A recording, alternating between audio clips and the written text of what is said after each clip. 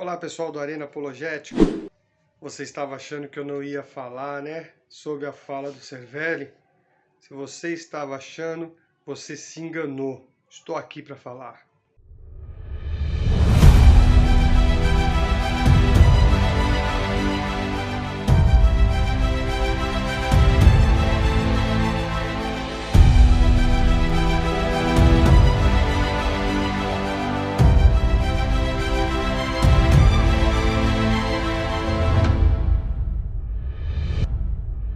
Velho, muitos dizem que Ellen Goldwhite não acreditava na Trindade. Isso é verdade?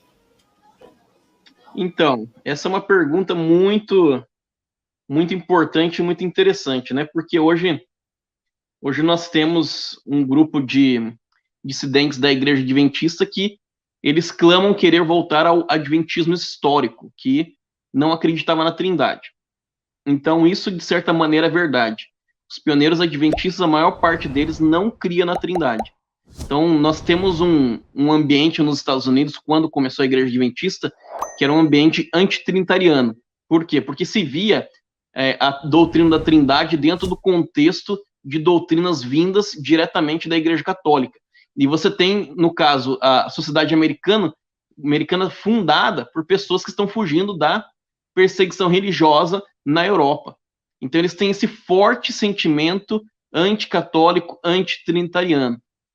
Então, nós temos aí fundadores da igreja, como Joseph Bates, o Tiago White, né? Todos eles não criam na doutrina da Trindade e morreram não crendo na doutrina da Trindade. Agora, Ellen White, ela tem um background que é diferenciado. Por quê? Porque ela é metodista. Obviamente, a gente não pode dizer automaticamente que ela era trinitariana só porque ela foi metodista. Afinal de contas, eu posso falar que eu sou adventista e ter uma compreensão diferenciada de algum ponto doutrinário. Agora, quando você pega os escritos de Ellen White, que são antes de 1898, ela fala pouco sobre o assunto, e quando ela fala, pode ser interpretada das duas maneiras. Então, acaba sendo um pouco ambígua essa questão. Mas, quando nós chegamos aí em 1898, nós temos a publicação do livro Desejado de Todas as Nações. Então, no livro Desejado de Todas as Nações, ela diz claramente que em Cristo, eu vou até ler aqui, ó, a vida original, não emprestada, não derivada. Então, essa expressão, né, essa frase foi tão forte que chocou vários pioneiros da igreja na época. Inclusive, o Andreessen, ele foi até a Califórnia, foi na casa de Ellen White falar com ela, pedir para ver os textos originais dela, os manuscritos, para confirmar que ela mesma tinha escrito aquilo. Então, quando ele viu, nossa, para ele foi um choque, né? Porque realmente, de certa maneira, ela estava elucidando um ponto que não estava muito claro até ali dentro da história do Adventismo. No mesmo livro, quando ela vai se referir ao Espírito Santo, ela se refere ao Espírito Santo usando o pronome he e não it. It, a gente sabe que no inglês é usado para coisas, animais, né? Mas ela usa he, então ela via assim, o Espírito Santo como uma pessoa, né? E também a gente tem o livro Evangelismo, ela fala claramente, então, no caso, sobre... Ela nunca usa a palavra trindade, mas ela usa... Ela fala assim, ó, 3 pessoas viventes do trio celestial. Então, sim, ela cria na trindade. Mas por que ela evita essa nomenclatura? Ela evita justamente porque na época não era visto de uma boa maneira. Tá? Então é isso aí. Então, a visão dela é trinitariana. Ela morreu crendo na trindade, isso com certeza. Né? E o que acontece? A igreja adventista sempre teve problemas aí de aceitar ter um credo. Então, essa questão oficial, depois a gente pode falar mais sobre isso, né? Ela vem um pouco depois, porque a igreja ela tinha tendência de evitar a criação de um credo, tá? Mas sim, ela era trinitariana. Ela morreu sendo trinitariana e os escritos dela, eles são vistos dessa maneira. Os dissidentes adventistas que não são trinitarianos, normalmente eles não aceitam esses textos de Ellen White, eles falam que a igreja modificou, aí já vem toda aquela teoria da conspiração, né? Então é bom para um filme.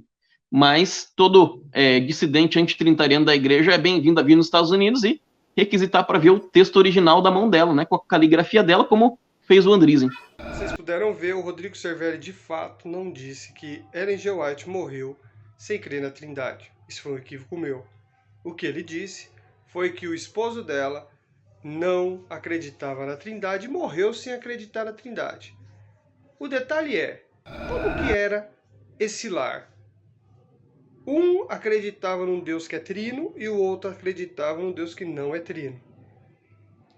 Como que tinha harmonia se você está falando de deuses diferentes? Um Deus trino versus um Deus que não é trino.